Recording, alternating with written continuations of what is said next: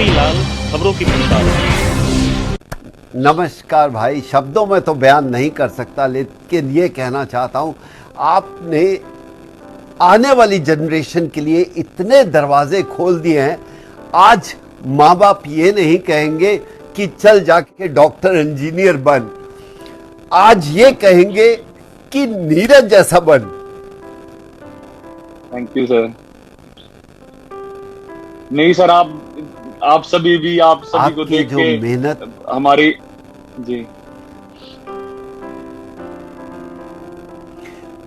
नहीं आप कहिए, आप कहिए।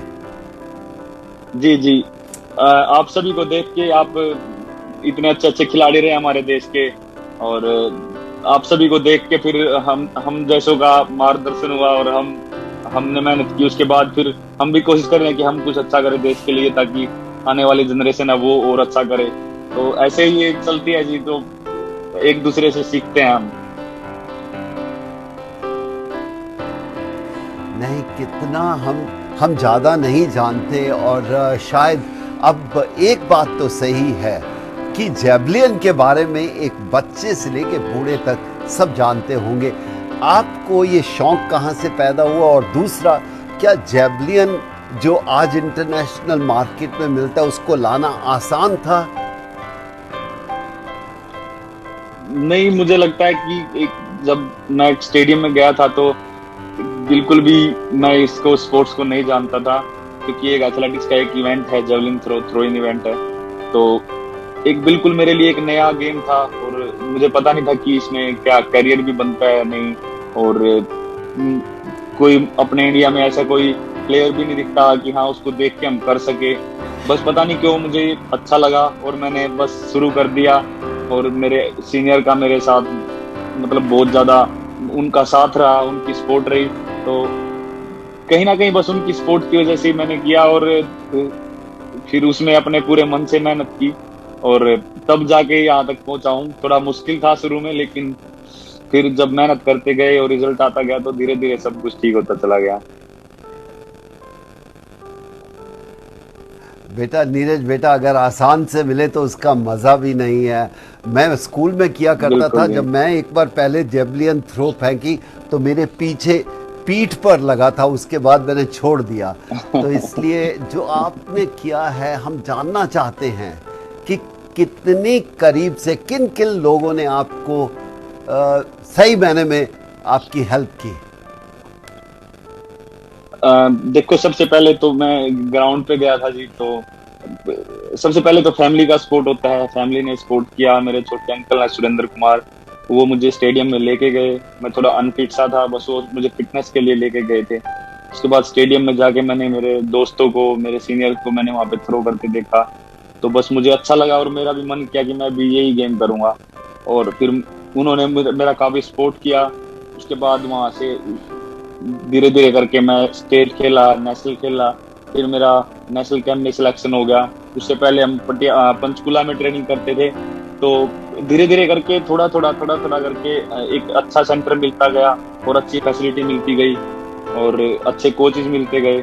तो सभी का मैं मानता हूँ कि ये काफी योगदान रहा है। उसके बाद फिर मैं पटियाला नेशनल कैंप में गया, वहाँ पे एथलेटिक्स फेडरेशन ऑफ इंडिया ने, और बाद में सभी साई टॉप्स और फिर फॉरनर कोच भी बुला लिए, तो काफी उनका साथ रहा। 2015 में मैंने जेएसडब्ल्यू स्पोर्ट्स ज्वाइन किया, तो उनका भी काफी सपोर्ट रहा। तो मैं बोलता हूँ कि ये सभी एक टीम वर्क है जी, वो सभी का एक मेरे ऊपर जो एक सपोर्ट रहा है, तो सभी मेरे साथ एक अच्छे से रिलेशन रहा है। तो उनके सपोर्ट की वजह से आज मैं यहाँ पे पहुंचा हूँ, और बाकी आप सभी की दुआओं का नतीजा है जी। और मुझे ये भी जानना है कि एक जेवलिन की कीमत 100 रुपया है और 1 लाख रुपया है। यकीन नहीं आता, लेकिन उसके लिए बहुत संघर्ष किया होगा लेने के लिए, क्योंकि ड्यूटी भी लगती है, बाकी भी लगता है। किस किस इंसान ने आपकी हेल्प की? बिल्कुल जी, देखो जेवलिन तो अपने पैसों की तो लेने का था ही नहीं, इतनी हिम्मत की मैं अपने पैसों की ले लूं। पर जब मैं पटियाला गया, क्योंकि मैं जब पंचकुला था वहां पे इतने अच्छे जेवलिन नहीं थे, बहुत ही एक जो सबसे सस्ते वाले जेवलिन है वो हम थ्रो करते थे। जैसा भी वो सेंटर था उसको देखते हुए वो अच्छे थे। उसके बाद जब मैंने पटियाला नेशनल कैंप ज्वाइन किया NIS में, तो वहाँ पे मुझे जो है डाइट भी पहले से बेटर मिली, और फिर फैसिलिटीज बहुत अच्छी थी, अच्छे अच्छे सीनियर एथलीट के साथ ट्रेनिंग करने को मिला। और वहाँ पे जो एक वर्ल्ड लेवल की जेवलिन है, world class javelin, Nordic sport और नीमत की, तो वो सभी मिली वहाँ पे हमको कैंप में, जो कि हमारी फेडरेशन और साई वहाँ पे कैंप जो लगवाते हैं एथलीट्स के लिए। तो बिल्कुल ये सभी हमारे गवर्नमेंट का बहुत इसमें योगदान रहा है कि उनकी वजह से हमने, मतलब हमको इतनी सपोर्ट मिली, हमको अच्छी जेवलिन मिली और ट्रेनिंग फैसिलिटी मिली। और फिर हमको बाहर फॉरेन में ट्रेनिंग करने के और लिए भेजा, फॉरेनर कोच मिले। जी। और एक चीज और जानना चाहता था मैं कि ये जेवलिन मशीन क्या होती है। देखिए, मैं एक कॉमन इंसान की तरह बात कर रहा हूँ कि ये कुछ ही देशों जी। के पास मशीन जो आज बहुत चर्चा में है, आप उसके बारे में थोड़ा जी। बताएंगे हमें। हाँ जी, बिल्कुल। ये कुछ कंट्री के पास ही है, जर्मनी, चाइना, और शायद मुझे और दूसरे कोई ध्यान नहीं है, और अभी अपने इंडिया में आई हैं। तो ये खासकर मतलब हमारी शोल्डर स्ट्रेंथ के लिए होती हैं। और ये भी हमारी गवर्नमेंट ने, साई टॉप्स और फेडरेशन ने ये मशीन मंगवाई है, 2 मशीन मंगवाई है पटियाला में। तो अभी मैं बाहर आ गया था कैंप के लिए अपने कोच के साथ, क्लाउस बार्टोनी, जो जर्मनी के कोच हैं। लेकिन अभी जाके मैं उन मशीन्स को यूज करूंगा, मैंने अभी तक उनको देखा नहीं है, पर मुझे लगता है कि वो हमारे लिए काफी यूजफुल रहेंगी। और नीरज, एक और बात जानना बहुत इच्छुक हूँ, क्योंकि खिलाड़ी रह चुका हूँ। ये जानना चाहता हूँ कि जो डाइट, जो आपका खाना, ये कैसा होता था, क्योंकि हमारे टाइम तो खाना कुछ भी मिल जाए हम खाते थे। आजकल सुना भी बहुत सोच समझ के खाना पड़ता है। क्या आपका भी वही हालात थे? बिल्कुल सर, जब हम खुद खाना बनाते थे तो थोड़ा सा लापरवाही कई बार कर लेते थे, क्योंकि 2011 से लेके 2015 जब तक मैंने नेशनल कैंप ज्वाइन नहीं किया था, तो हम खुद खाना बनाते थे, तो उसमें थोड़ा सा हम अच्छे से फॉलो नहीं कर पाते थे। लेकिन जब मैं NIS में गया तो वहाँ पे मुझे प्रॉपर डाइट, और जो एक एथलीट को एक प्रॉपर सब कुछ, किस टाइम पे खाना है, क्या खाना खाना है, वो सभी वहाँ पे मिला। और बस वहाँ पे जो एक परफेक्ट एथलीट के लिए जो डाइट होती है वो मुझे मिली, और धीरे धीरे करके अभी और इम्प्रूवमेंट हो रही है। तो मुझे लगता है कि जो एक चेंज आ रहा है अपने इंडियन स्पोर्ट्स में, और धीरे धीरे करके हर चीज में, डाइट में, फैसिलिटीज में, तो वो बहुत अच्छे से आ रहा है, और वो उसका हमको आगे जाके बहुत फायदा मिलेगा। और दूसरी चीज़ जानना चाहता हूँ कि मुझे मालूम थोड़ा बहुत हो रहा है, क्योंकि आपकी स्पोर्ट्स अभी वापस आई है, और हम जानना चाहते हैं कि बहुत सरकार ने हेल्प की, बहुत कहते हैं कि करोड़ों रुपए खर्च हुए आप पे। क्या ये सही है? खाने से लेके, कपड़ों से लेकर कहीं कोई कमी तो नहीं थी किसी चीज़ की? अगर थी तो थी, ऐसा नहीं कि नहीं थी। जी।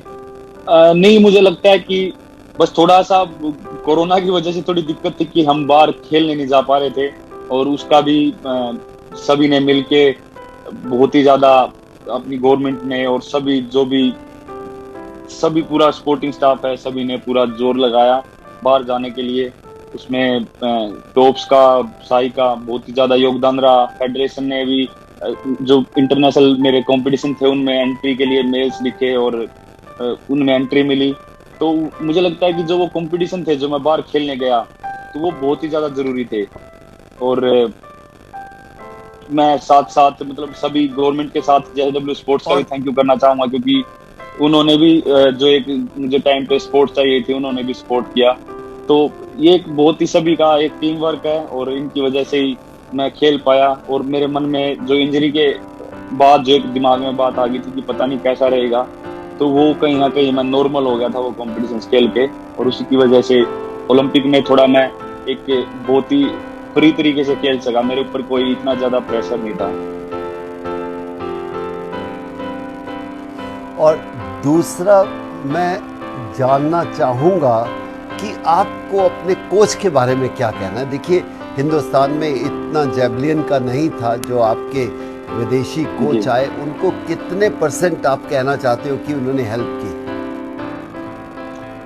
जी देखो, बिल्कुल फेडरेशन ने 2 कोच बुलाए हैं। एक मिस्टर हुएवन है और एक क्लाउस बार्टोनिस है। मिस्टर हुएवन के साथ शिवपाल और अन्नू रानी अभी ये ट्रेनिंग कर रहे थे, और मैं 2019 से जब इंजरी के बाद मैंने कमबैक किया, तो 2019 से मैं क्लाउस बार्टोनिस के कोच के साथ ट्रेनिंग कर रहा हूँ। वो भी जर्मनी से ही हैं, और मुझे बहुत ही अच्छा सूट हो रहे हैं वो, और काफ़ी अच्छी उनकी एक थ्योरी है ट्रेनिंग के बारे में, और जो प्लान वो बनाते हैं वो मेरे ऊपर बहुत ही अच्छा सूट करता है, और उनका बहुत योगदान रहा है मेरी थ्रो के पीछे। और बस उन्हीं के साथ मैं 2 साल से मैं ट्रेनिंग कर रहा हूँ, और आशा करता हूँ कि आने वाला टाइम में और भी अच्छा रिजल्ट। और एक बात पूछना चाहता हूँ, जो आपके कंटेस्ट जिनके साथ आप मेडल के लिए फाइट कर रहे थे, वो भी जर्मनी से थे और जर्मनी से हैं। मैं कहूँगा कि काफ़ी उसमें भी काफ़ी आपको अफेक्ट था, या आप जानते थे आपका कोच हेल्प करेगा उसके बारे में?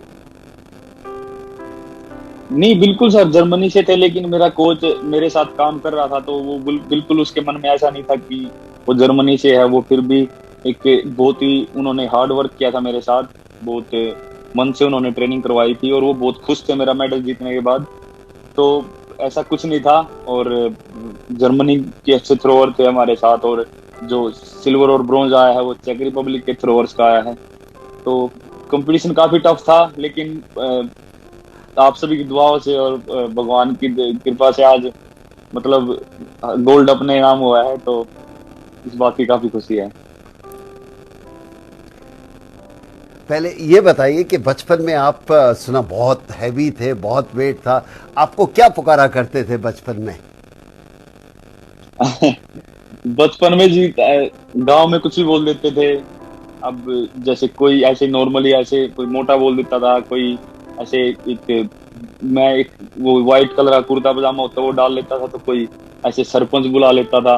तो ऐसे कुछ ना कुछ सभी अलग अलग कोई भी नाम देता है। लेकिन हाँ, मेरी फिटनेस इतनी अच्छी नहीं थी उस टाइम पे, तो थोड़ा सा मुझे भी खुद अच्छा नहीं लगता था, तो काफी उस टाइम पे थोड़ा सा सभी मजाक बनाते थे। और कभी कभी कभी मैं तो ये कहूँगा कि आपने कभी क्रिकेट खेलने का कोशिश की थी, या खेलने का शौक था? नहीं, बिल्कुल जी, हम खेलते थे क्रिकेट, और जब छोटे थे काफी, तो क्रिकेट का तो अपने वहाँ पे इंडिया में बहुत ज्यादा है ही। तो हम सुबह सुबह उठ के क्रिकेट खेलने जाते थे, और काफी क्रिकेट खेला है मैंने। हाँ, ये जरूर है कि मुझे देखना इतना पसंद नहीं था, पर मुझे खेलना बहुत ज्यादा पसंद था। तो मैं खेलता ज्यादा था और देखता बहुत ही कम था, क्योंकि बहुत खासकर टेस्ट मैच बहुत लंबे चलते, तो हम कोशिश करते कि इससे अच्छा तो खेल ही ले। तो वो टाइम, और मुझे जब इंडिया जीतता था तो बहुत ही अच्छा लगता था। तो यही है जी। और आप जीते हो, हमें कितना अच्छा लग रहा होगा, आप जीते हो, हमें कितना अच्छा लग रहा होगा, हम शब्दों में बयान नहीं करते। इतनी बात जरूर कहूंगा, आपने अपना वजन तो कम किया, लेकिन देश का वजन जो है ना इतना बढ़ा दिया, हमारा खून इतना बढ़ गया और इतना जोश आ गया कि हम किस तरह आपको बयान करें। हाँ, कभी मौका मिला तो आपके साथ चाय पिएंगे और कहेंगे आप अपने आप को तंदुरुस्त रखो, सेहत कायम बना के रखो। बहुत लोग आपको, बहुत तरह के लोग आएंगे। अब बड़ा भाई होने के नाते यही कह सकता हूँ, अपना ध्यान रखना कि ये शुरुआत है, ये खत्म नहीं है। आने वाला समय और भी खूबसूरत होगा आपके लिए। Thank you sir, thank you so much.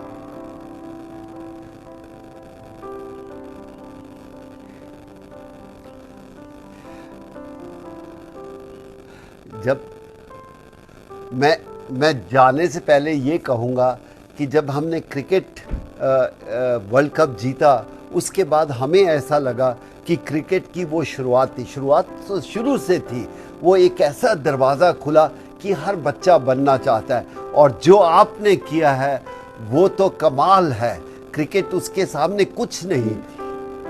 तो इसीलिए कहूँगा कि आपको देख के आने वाली जनरेशन कितनी खुश होने वाली है। आपके ऊपर बोझ ज़्यादा है, लेकिन कभी कभी कंधों का बोझ में बहुत मज़ा आता है।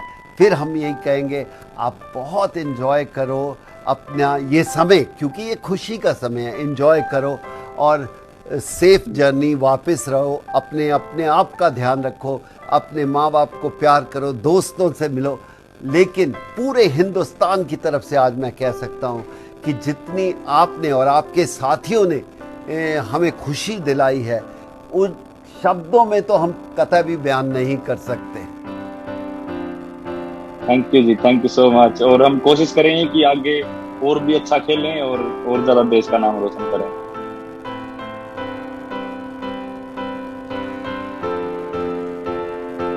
एक बात पूछ सकता हूँ और वो ये जी बिल्कुल जी। कि अब तो आपके ऊपर प्रेशर शादी का भी आने वाला है, आपके ऊपर शादी का भी प्रेशर आने वाला है, उसका कैसे संभालोगे अपने आप को? नहीं, अभी तो पूरा अपना कोशिश करेंगे, पूरा अपना फोकस स्पोर्ट्स पे रखें और बाकी शादी जो भी टाइम पे होना वो होता ही रहेगा, लेकिन अपना पूरा फोकस मैं कोशिश करूंगा कि स्पोर्ट्स पे रखें।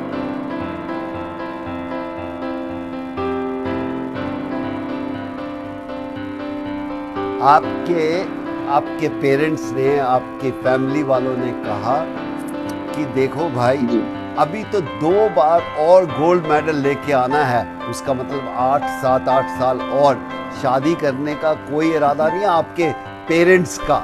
आपको मंजूर है ये? पता नहीं जी, मुझे लगता है कि वो शायद जब टाइम आएगा तो शायद वो भी हो जाएगी, पर अभी वही है कि अभी स्पोर्ट्स करने का वो है और मन में और पूरा फोकस उसके ऊपर है। तो बिल्कुल अपना पूरा मन और ध्यान पूरा अपना उस पर कोशिश करेंगे उसी ऊपर लगा दें, और बाकी जो ना होगा उस टाइम पे हो जाएगा। और ये तो नहीं कहीं आपने कोई अपनी फ्रेंड रखी हो और उससे करना है, या माँ बाप पे छोड़ दिया कि जो माँ बाप कहेंगे उसी के साथ हम चलेंगे? सर ये तो वही है कि अभी तो वही गेम पे पूरा ध्यान लगा रखा है, और कुछ भी आने वाले समय में कुछ भी हो सकता है। माँ बाप को अच्छा लगेगा वो भी ठीक है, हमको लगेगा तो हम भी कोशिश करेंगे हमसे बात करने की, अगर वो मान जाए तो कुछ भी हो सकता है जी। इसी के साथ मैं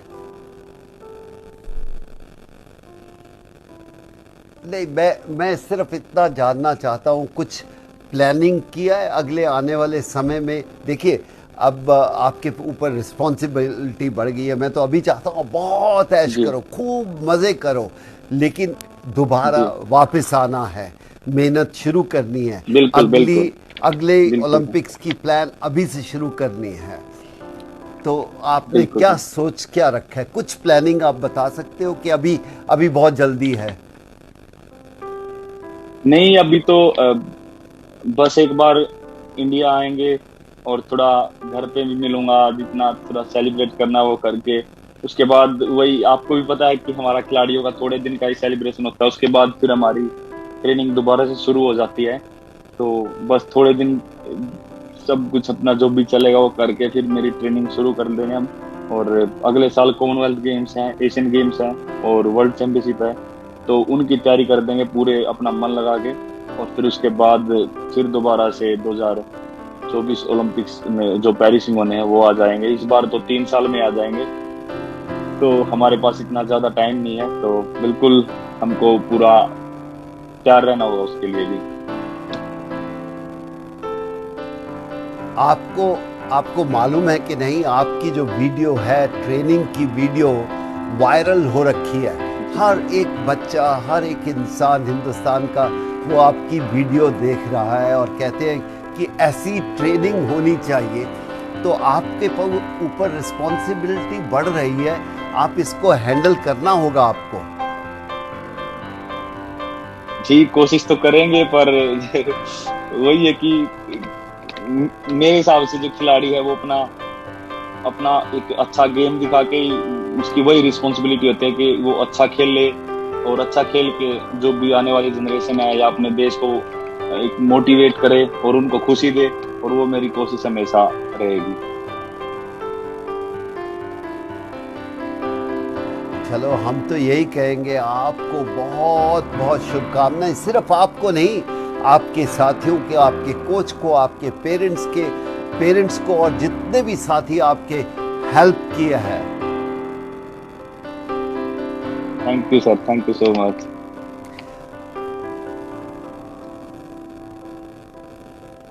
मैं आपको एक गाना सुनवाना चाहता हूं जो हमारा सुनील गावस्कर, जो मेरे भी हीरो रहे हैं, वो आपकी जीत के बाद स्टूडियो में बैठे थे और वो किस तरह गाना गा रहे थे।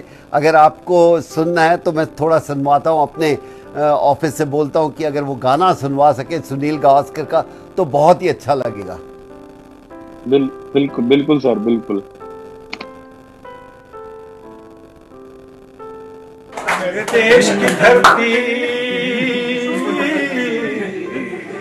मेरे देश की धरती, सोना उगले उगले हीरे मोती।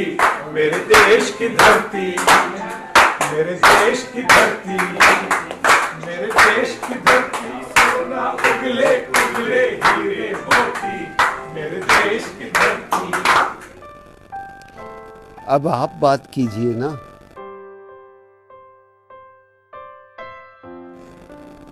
आप सोना तो सर उगला है, हीरे मोती अभी ओलंपिक में मेडल में नहीं होते हैं। यकीन नहीं करेंगे, पिछले 24 घंटे पे आपके ऊपर कितनी कविताएं लिखी गई हैं, कितनी कहानियां बनी हैं, आप यकीन नहीं करेंगे। जो आपने किया है 100 साल के इतिहास में किसी खिलाड़ी ने नहीं किया। इसलिए हम चाहते हैं कि आप एंजॉय करें, मज़े मारें, लेकिन कल का हमें इंतज़ार होगा आपका आने का, और उसके बाद और मेडल का भी इंतज़ार होगा। आप रेस्ट कीजिए, एंजॉय कीजिए, जो भी करना है, लेकिन मेरे पास कोई शब्द नहीं है मैं किस किस को किस तरह धन्यवाद